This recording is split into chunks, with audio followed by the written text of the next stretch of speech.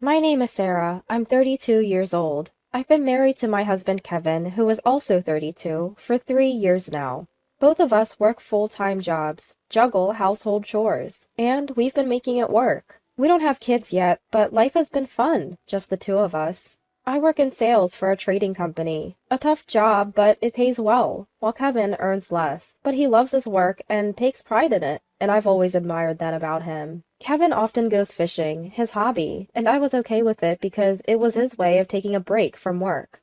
We keep our finances separate. Aside from splitting the rent, I cover all other living expenses. It's never bothered me. I didn't have hobbies like Kevin, and I enjoyed watching him have fun. I save up more, and I felt it was okay for me to support him financially. That's how I genuinely felt. If there was one thing that bothered me about Kevin, it was his family, especially his mother-in-law. We live close to them, and because mother-in-law has trouble walking, Kevin often visited. I didn't mind it much, and I'd accompany him whenever I could. Today, on our rare day off, we brought a gift and visited mother-in-law.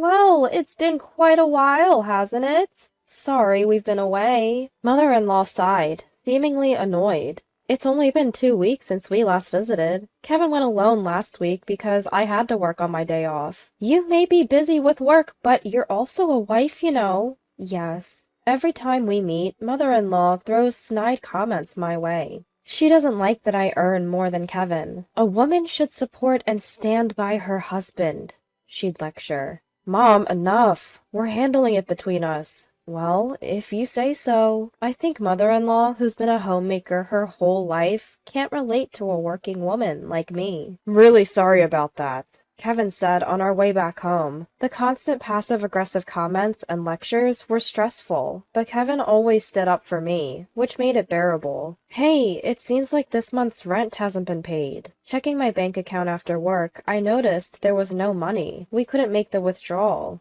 Usually, Kevin deposits his half after he gets his paycheck, but it seems he forgot this time. I'm a bit short on cash this month. Again? This wasn't the first time.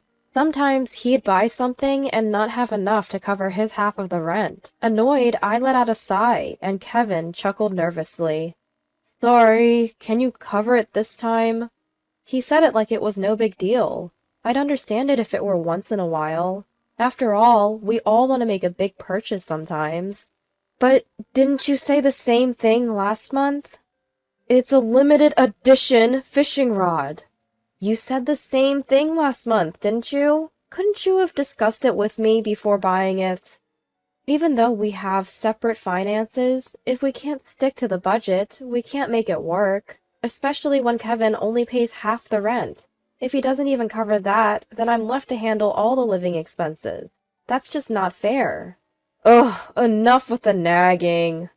Kevin interrupts me, clearly annoyed, letting out a sigh and furrowing his brows. Nagging? Sure, we've had these kinds of conversations before, but only about shared expenses. I never meddled in how he spends his own money. Why are you always talking about money, Sarah? Are you obsessed? I was genuinely shocked to hear him say that. Well, we can't live here if we don't pay the rent, right? Talking about money all the time is unattractive. What?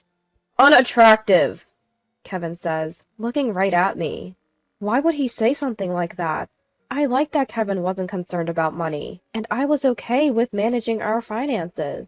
And now he calls it unattractive? Seeing my silence, Kevin seems to think he's won the argument. He relaxes his face and lets out a resigned sigh. You know, like my mom always says, a woman should stay home and support her husband. What?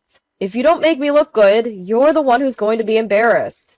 Kevin says this dismissively, then turns his attention back to his phone. I was at a loss for words. Kevin always apologized for his mom's outdated views, saying she didn't understand me. Was that his true feeling? What does making him look good even mean? Is it just about silently supporting the household? I'm home! Welcome back! I was greeted by my mother-in-law, Susan, after a long day at work.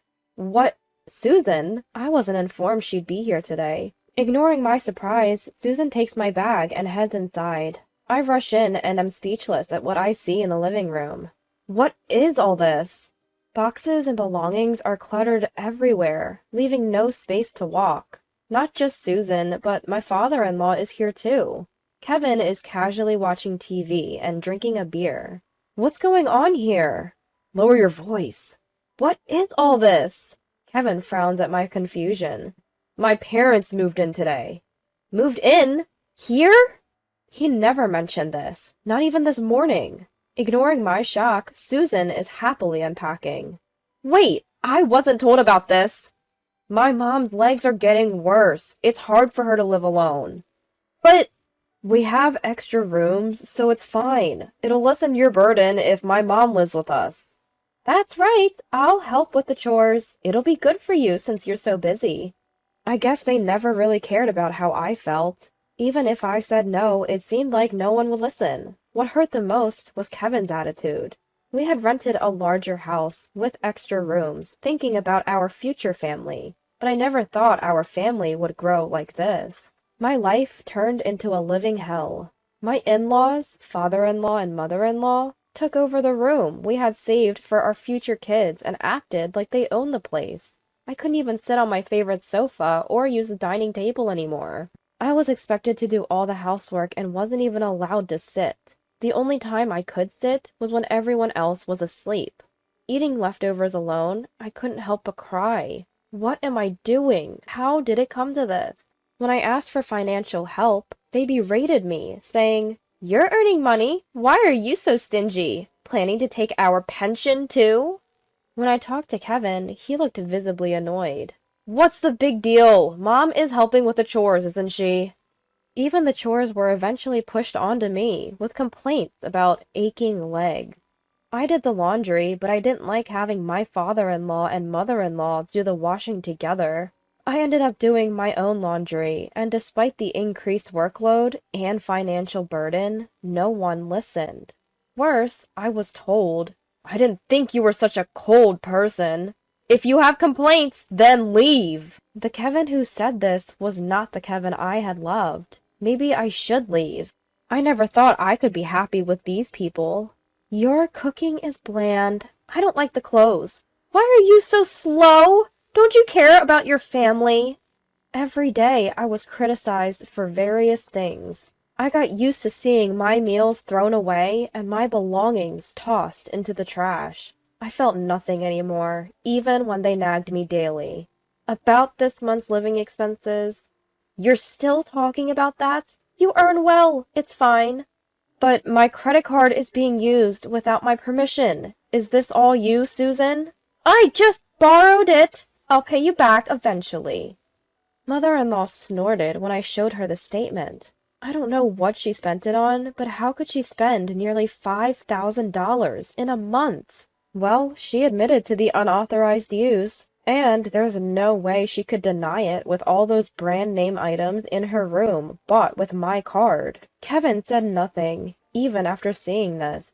He stopped doing the chores we used to share and wouldn't even look at me, but I won't let this go on any longer. That's enough. The next day, after hearing that from my lawyer, I took a day off from work and left the house, only to return with a truck. What about work? Mother-in-law, who was home alone, asked curiously. She widened her eyes when she saw me and the people behind me. Sorry, Susan. It might get a bit noisy. What? Who are these people? Please, go ahead. Ignoring mother-in-law, I nodded to the 3 burly men behind me. I led them to my room, bypassing a stunned mother-in-law. Please move everything out of this room. Understood. I watched the movers efficiently pack and carry out my belongings, feeling a sense of relief. Who knew it could be so quick once you make up your mind to leave? Hey, what do you think you're doing? You can't just do this without my permission! My mother-in-law snapped back to reality and started yelling. Ignoring her, she began to make a phone call. Maybe she's calling Kevin, or my father-in-law, or both. I don't really care. By the time they get here, it'll all be over anyway. My mother-in-law tried to stop the movers with her foul language, but she couldn't stop these burly guys. Sorry, this is the last of it. Having moved almost everything out, I finally addressed my ever-nagging mother-in-law. I'm leaving. What? Could you please give this to Kevin? As I tried to hand her an envelope, the door burst open with a loud noise. Kevin, out of breath, was standing there. As expected, he arrived after everything was done. The whole moving process took just about 30 minutes. "What is this?" Kevin looked at my empty room, lost for words, and then glared at me. "What are you trying to do?" "Perfect timing. Here, this is for you." Ignoring Kevin's intense glare, I smiled and handed him the envelope. Stunned, Kevin looked inside and was visibly shocked. "Divorce papers?"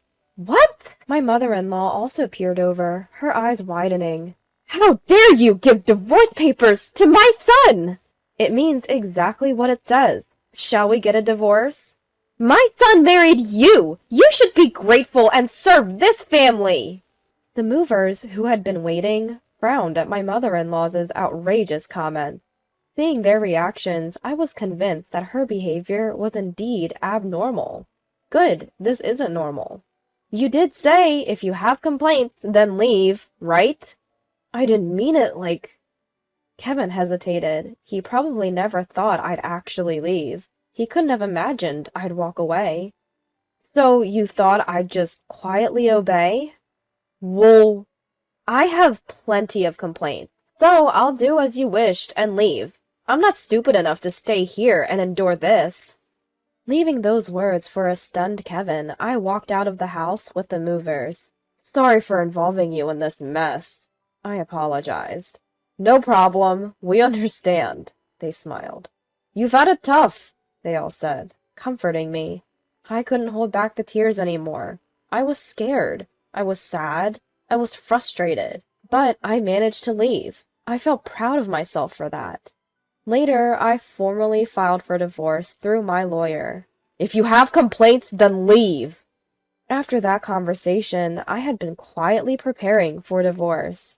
I consulted a lawyer and gathered evidence to support my reasons for divorce. Every complaint and snide remark from my mother-in-law and Kevin was recorded. I also documented any meals or personal items they had unjustly thrown away. My lawyer said I had enough evidence, so I immediately started the moving process. I had already signed a lease for my new place. All that was left was to move my stuff in. I chuckled at the few boxes that contained my life, but the thought of being surrounded by things I love excited me. I had to leave behind my favorite sofa and dining table, but I can always find new favorites. I heard from my lawyer that Kevin was stubbornly refusing to divorce. Apparently, Kevin and my mother-in-law even stormed the lawyer's office, demanding to know where I was. They also staked out my workplace, but my colleagues, who knew the situation, helped me avoid running into them. The evidence I had gathered against Kevin, my father-in-law, and mother-in-law was damning. If it went to court, I'd have the upper hand. Kevin finally agreed to the divorce when he realized how expensive a court battle would be. I also demanded repayment from my mother-in-law, not just for the alimony, but also for the money she had spent. She blustered about demanding money from me, but backed down when I mentioned I had evidence of her unauthorized use of my credit card. Family, huh? But her idea of family only included Kevin, my father-in-law, and herself. Did she forget how she'd always left me out? The word family, which she only used when it suited her, made me nauseous. After the divorce was finalized and the alimony paid, Kevin and his family moved away like they were fleeing. Their bad reputation had spread in the neighborhood, making it uncomfortable for them to stay. Plus, they couldn't afford the rent on Kevin's salary alone. Now, they're apparently living in a small house in the countryside, scraping by on Kevin's meager income and the parents' small pensions.